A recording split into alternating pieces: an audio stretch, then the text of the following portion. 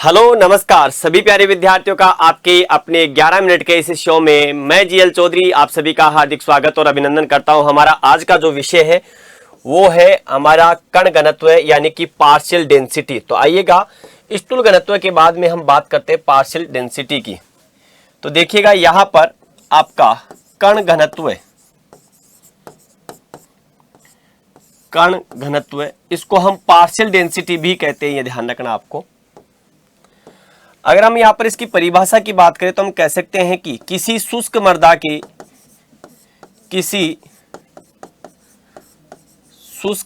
के ठोस भाग के प्रति इकाई आयतन का भार कण घनत्व कहलाता है। ठीक है, पिछले सेशन में स्थूल घनत्व में किसी शुष्क मृदा का प्रति इकाई आयतन भार देखा था। यहां पर शुष्क मृदा में ठोस भाग कितना है उसका प्रति इकाई आयतन भार देखा जाता है। अगर हम यहां पर बात करें तो देखिएगा इसे हम क्या कह सकते हैं, तो इसे निरपेक्ष घनत्व, ठीक है, निरपेक्ष घनत्व भी कह देते हैं,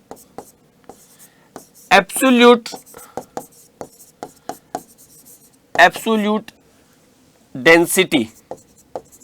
और इसी को हम क्या कह देते हैं, तो ये ध्यान रखना, इसे सत्य घनत्व या वास्तविक घनत्व भी कहते हैं। ये ध्यान रखना क्या कहते हैं, वास्तविक घनत्व, यानी कि इसे कहा जाता है ट्रू डेंसिटी। ये ध्यान रखना है आपको। जिस प्रकार से वहां पर बल्क डेंसिटी को पीबी के द्वारा लिखा जाता था, उसी प्रकार यहां पर ध्यान रखना है आपको कि कण घनत्व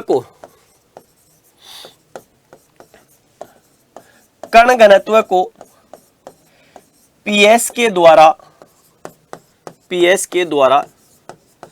लिखा जाता है।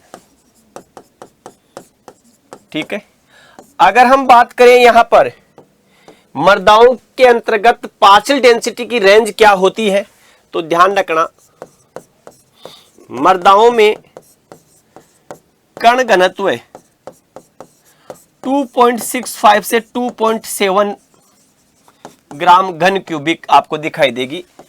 और यहां पर मृदाओं में अगर औसत देखें या सामान्य मृदा की बात करें तो आप कह सकते हैं सामान्य मृदाओं, या अगर हम बात करें मृदाओं का औसत कण घनत्व, तो आपको ये ध्यान रखना ये होता है 2.65 ग्राम क्यूबिक सेंटीमीटर। और यहां एक चीज लिख लीजिएगा जो पिछले सेशन में मैंने लिखाई थी, लिखिएगा कण घनत्व, याद रखिएगा कण घनत्व हमेशा स्थूल घनत्व से अधिक होता है। अगर हम यहां पर बात करें आपके कण घनत्व की, तो यहां पर देखिएगा कण घनत्व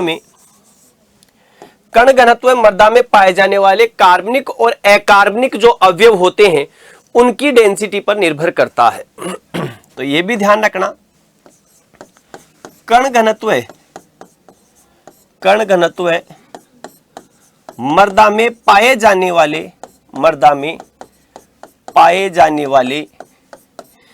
कार्बनिक और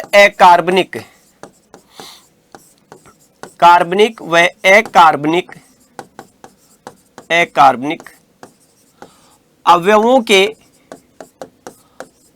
के घनत्व पर भी निर्भर करता है।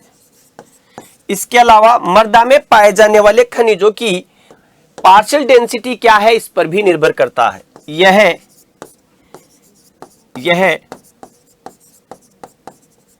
मृदा खनिजों के पार्शियल डेंसिटी पीडी पर भी निर्भर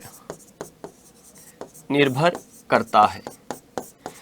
जिस प्रकार स्टोक्स के लॉ के माध्यम से हम स्थूल घनत्व को देख रहे थे, उसी प्रकार आर्किमिडीज के सिद्धांत के द्वारा किसी भी मृदा की पार्शियल डेंसिटी को ज्ञात किया जा सकता है। तो यहां पर लिख लीजिएगा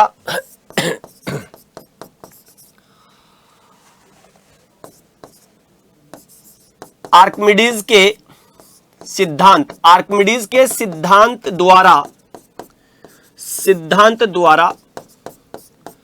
द्वारा किसी मृदा की कण घनत्व को ज्ञात किया जा सकता है। ठीक है, ये ध्यान रखना। अगर हम यहां पर बात करें कि इसको किसके द्वारा, इसकी इकाई क्या होती है, तो ध्यान रखना पीएस की इकाई क्या है, यूनिट। तो यूनिट की बात करोगे तो पहली यूनिट होती है ग्राम आपके क्यूबिक सेंटीमीटर, इसी को हम कहते हैं अगर कहा जाए तो ग्राम घन सेंटीमीटर। दूसरा होता है हमारे मिलीग्राम घन मीटर, और इसी को हम कहते हैं आपके मिलीग्राम, मिग्रा जिसको कह सकते हैं एमजी, आपके घन मीटर। एक होता है पौंड घन फीट, तो जैसा उसको रिप्रेजेंट किया था ठीक उसी प्रकार से इसको कहते हैं आईबी घन फीट, ये ध्यान रखना है आपको। अब यहां पर कुछ मृदाओं की अगर हम बात कर लें कि विभिन्न मृदाओं का एक रेंज देखिए कि उसकी क्या मात्रा होती है। जैसे अगर आप देखेंगे कंकड़ पत्थर जो महीन होंगे उनकी होती है 2.65 महीन कंकड़, तो यहां इनकी होती है 2.65 ग्राम घन सेंटीमीटर, ये ध्यान रखना आपको। अगर हम मोटी बालू की बात करें कि जो मोटी बालू है, तो मोटी बालू जो होती है सैंड में, तो मोटी बालू की कितनी होगी 2.64 के आसपास। अगर हम यहां पर बात करें महीन बालू की तो वो क्या होगी, बढ़ जाएगी। ठीक है, मोटी महीन तो वो कितनी हो जाएगी 2.66 ग्राम। लेकिन अगर उस मध्यम की पूछे तो कितनी 2.65। इसी प्रकार जैसे आपके क्या होगा, जैसे जैसे क्ले की तरफ चलेंगे तो आपकी बढ़ती जाती है। सिल्ट की कितनी होती है तो 2.65, सिल्ट की 2.65 और क्ले की 2.66। तो यहां पर एक रेंज जो बनती है वो है आपके यहां पर कि पीएस बराबर सबसे ज्यादा किसकी होगी, क्ले की, क्ले के बाद में सिल्ट की और सिल्ट के बाद में सैंड की, ये ध्यान रखना आपको। ठीक है, अलग अलग खनिजों की भी अलग अलग होती है, ये ध्यान है। जैसे हेमेटाइट, क्योंकि इन खनिजों के आधार पर क्या होता है किसी भी सोइल की पीडी जो है पार्शियल डेंसिटी वो प्रभावित होती है। तो जैसे हेमेटाइट लगभग 5 से लेकर के 5.2 के आसपास।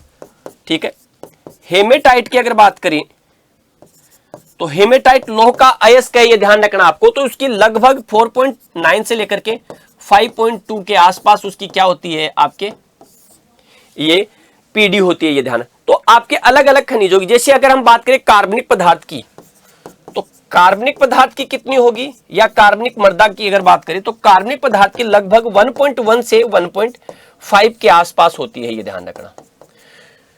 तो अब प्रभावित करने वाले कारक देख ले, ये ध्यान रखना आपको, प्रभावित करने वाले कारक। तो मृदा के कण घनत्व को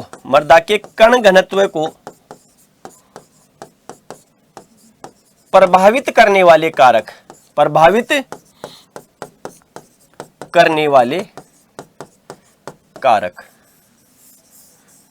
तो देखो खनिज पदार्थ आपको पता है प्रभावित करेंगे, कैसा खनिज होगा, खनिज पदार्थ। देखो कार्बनिक पदार्थ, याद रखिएगा किसी भी मृदा में कार्बनिक पदार्थ के मिलाने से उसकी बल्क डेंसिटी कम होती है, ये ध्यान रखें। कार्बनिक पदार्थ तो ये क्या करता है, बीडी को भी कम करता है, और याद रखिएगा ये पार्शियल डेंसिटी को भी कम करता है। ठीक है, इसके साथ ही अगर हम बात करें मृदा की गहराई, तो मृदा की गहराई जैसे जैसे हम बढ़ेंगे नीचे की ओर जाएंगे तो आपकी इसकी पीडी बढ़ती चली जाती है। तो मृदा की गहराई,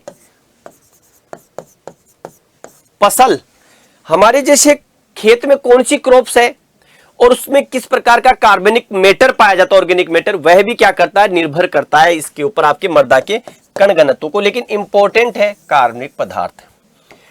यहां पर कुछ चीजें कॉमन बता दूं, ध्यान रखना। बल्क डेंसिटी बीडी को रिप्रेजेंट किया जाता है पीबी से। यहां पर ध्यान रखना पार्शियल डेंसिटी को रिप्रेजेंट किया जाता है पीएस से। दोनों की ही इकाई ग्राम घन सेंटीमीटर होती है, इंग्लिश में घन आपके क्यूबिक सेंटीमीटर बोलते हैं। दोनों की जिसको कह सकते हैं एमजी घन मीटर में होती है, और दोनों की ही आपके पौंड घन फीट में यूनिट होती है, ये ध्यान रखना। ये क्या होता है, तो ये किसी शुष्क मृदा का, ठीक है, शुष्क मृदा का प्रति इकाई आयतन, प्रति इकाई आयतन का भार होता है। जबकि ये क्या होता है, पीडी जो आप देखेंगे तो ये पीडी क्या होगा, ध्यान रखना, शुष्क मृदा के, ध्यान रखना, शुष्क मृदा के ठोस भाग के प्रति इकाई आयतन का भार होता है, ये ध्यान रखना आपको। तो बेसिकली दोनों में डिफरेंस ये है। अब यही बल्क डेंसिटी और पार्शियल डेंसिटी सॉइल की पोरोसिटी को काउंट करने में मदद करती है। तो ये था हमारा आज का 11 मिनट का शो। कैसा लगा जरूर बताइएगा। अगर अच्छा लगा हो तो कमेंट में अपने विचार जरूर लिखें, लाइक और शेयर करें। साथ में ही इस 11 मिनट के शो को ज्यादा से ज्यादा शेयर करें। मैं पूरे विश्वास के साथ कह सकता हूं कि आने वाले आपके कॉम्पिटिटिव एग्जाम्स में 11 मिनट का शो बहुत महत्वपूर्ण भूमिका निभाएगा। सभी को धन्यवाद। जय हिंद, जय भारत, बेस्ट ऑफ लक।